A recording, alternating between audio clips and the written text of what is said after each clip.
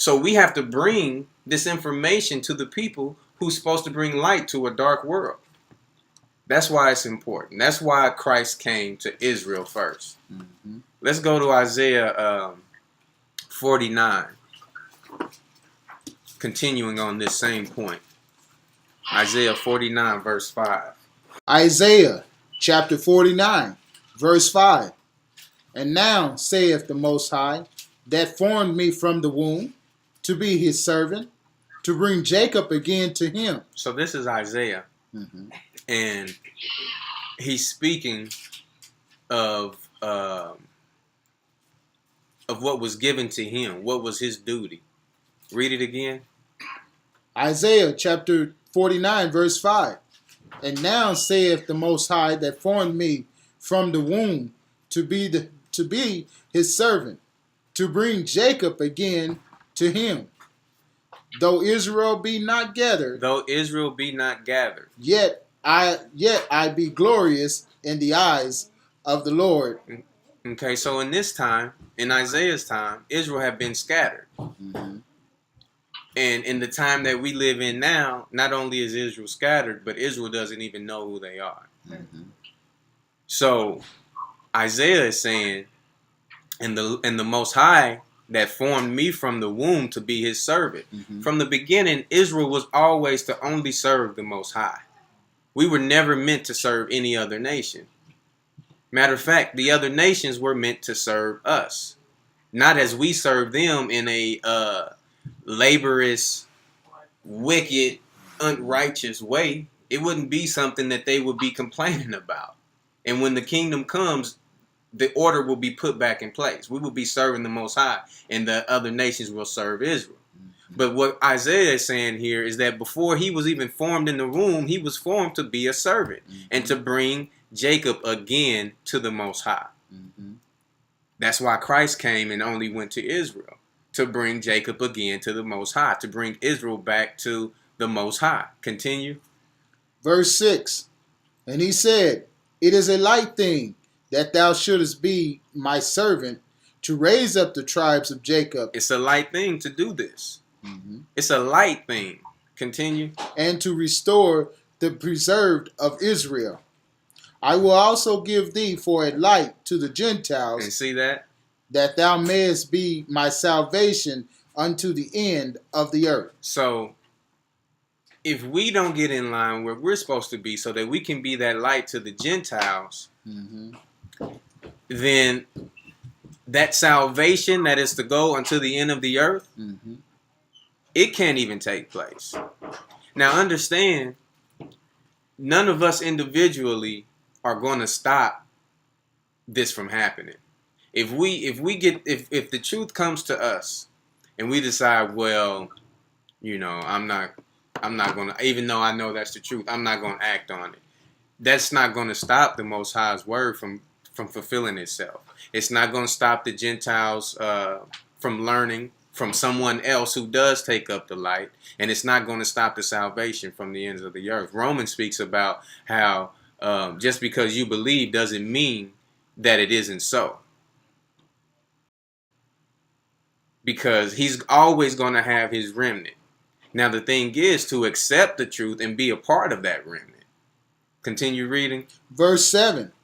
Thus said the Most High, the Redeemer of Israel, and his Holy One, to him whom man despiseth, to him whom the nations abhorred, to a servant of rulers. Read that again. Start over at verse 7. Verse 7. Thus said the Most High, the Redeemer of Israel, and his Holy One. So listen to what the Most High is about to say. Go ahead. To him whom man despiseth. He's saying this to them whom man despiseth. Mm-hmm. Continue. To him whom the nations abhorred. To him whom the nations abhorreth. Mm-hmm. Continue. To a servant of rulers. To a servant of rulers. Who is he speaking to? He's speaking to Israel. Mm-hmm. The Most High is saying to him whom man despiseth. Mm-hmm. Who's despised on the earth today? Mm-hmm. On whatever continent you want to step on. Mm-hmm. To whom are the nation? Do the nations abhor? I don't care what continent you stand on. The dark people of that continent are abhorred. If you have melanin in your skin, you are despised. And for what? Because of the prophecies are being fulfilled. We can't be mad at the other nations for that. Our forefathers didn't keep the law. And now we are sitting here, the manifestation of the curse. But the thing is I'm able to accept that if I understand. I can take that. All right, I got to deal with it.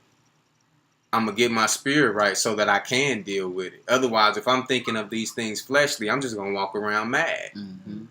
But that's not what it's about, because in understanding that the fact that we are the manifestation of the curse, you also get the understanding that we will be the manifestation of the prophecies of this people as well.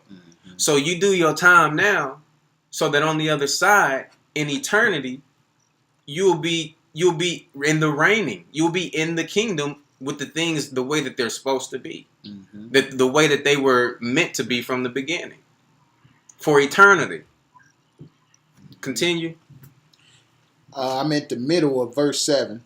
It says, kings shall see and arise. Princes also shall worship, because of the Most High that is faithful. So he's talking to these people who are despised and abhorred by the nations, and who are servants to rulers. And he says to them, kings shall see and arise. Princes also shall worship. So there's going to come a time that these people that are abhorred and these people that are despised will cause kings to see and arise, and will cause princes also to worship. Continue. Because of the Most High that is faithful, and the Holy One of Israel, and he shall choose thee. And he shall choose thee again. All right.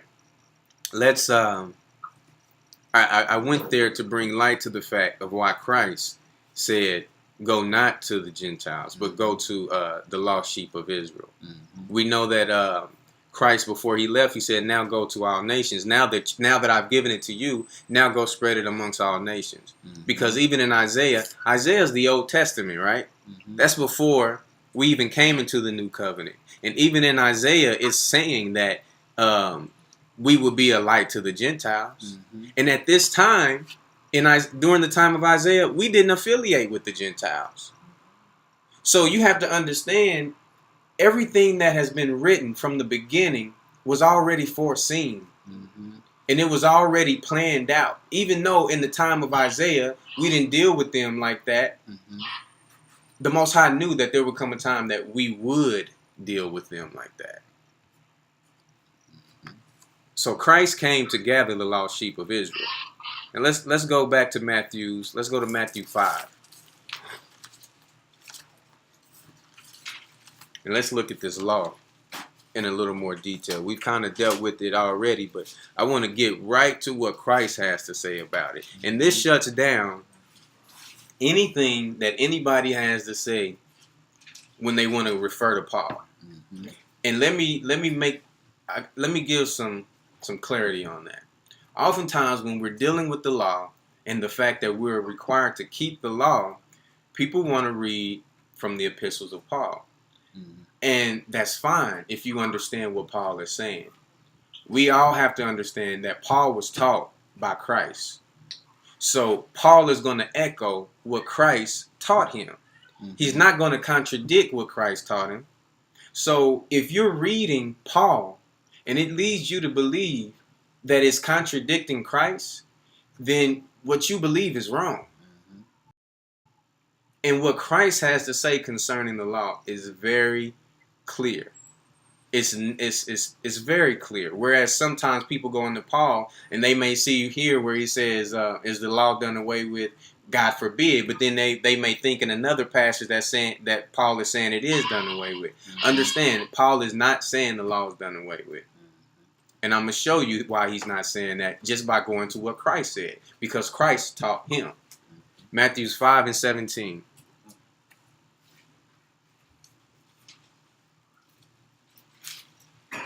This is how Christ walked.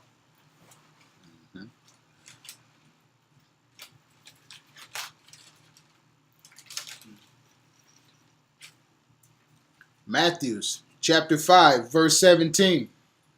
Think not that I am come to destroy the law. Read that again. Think not that I am come to destroy the law. One more time. Think not that I am come to destroy the law. Really, when we're dealing with this law thing, that's really the end of it. Mm-hmm. You know, what else? I mean, what can you say? What more can be said about it? Christ himself said, I didn't come to destroy the law, so don't say that I did. He said, don't even think that I, not only is he saying don't say it, but he's saying don't think that. Mm-hmm. And this is the very thing that is being taught, that Christ came, and now we don't have to keep the law. Mm-hmm. Continue.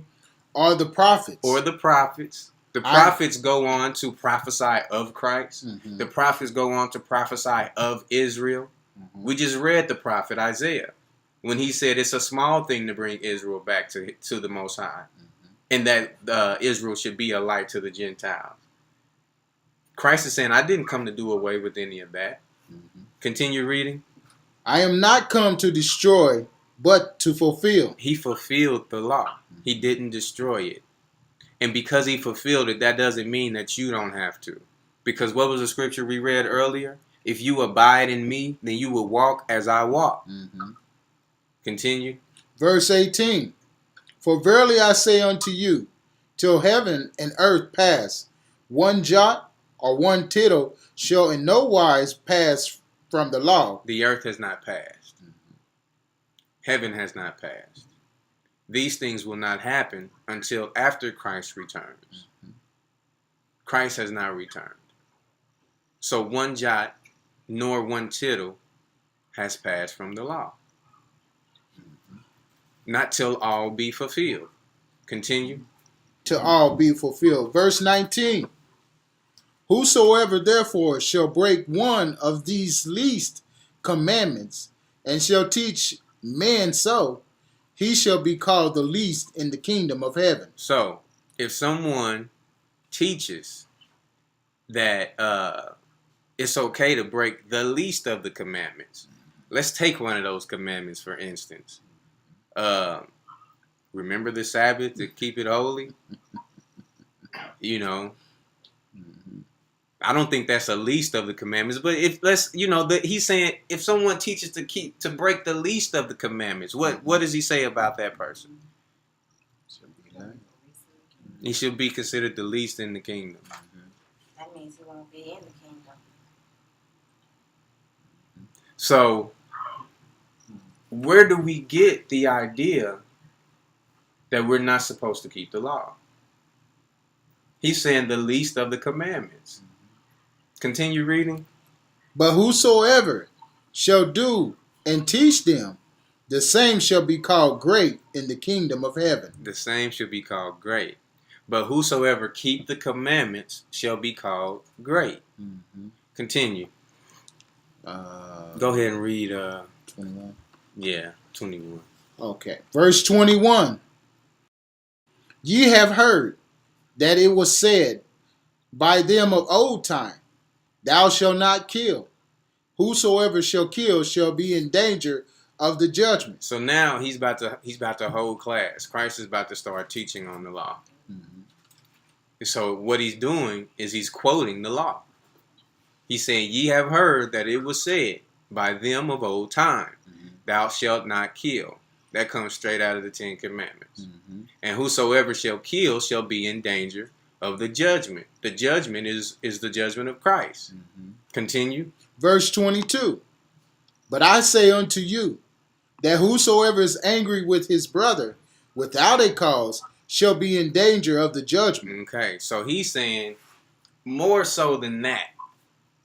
Whoever is angry with his brother for no reason, he shall be in danger of the judgment. Mm-hmm. And see, we'll get to it, but the Pharisees themselves, they were angry with Christ for no reason.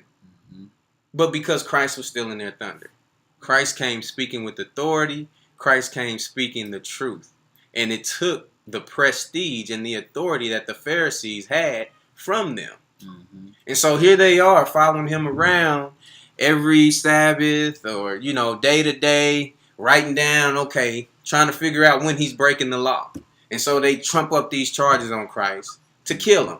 And eventually they accomplish it. Mm-hmm. So basically what Christ is saying, if you have an anger in your heart towards somebody for an unjust reason, eventually it's going to lead to you sinning. Mm-hmm. So what's better to do is to not have that. Don't plant that seed in your heart.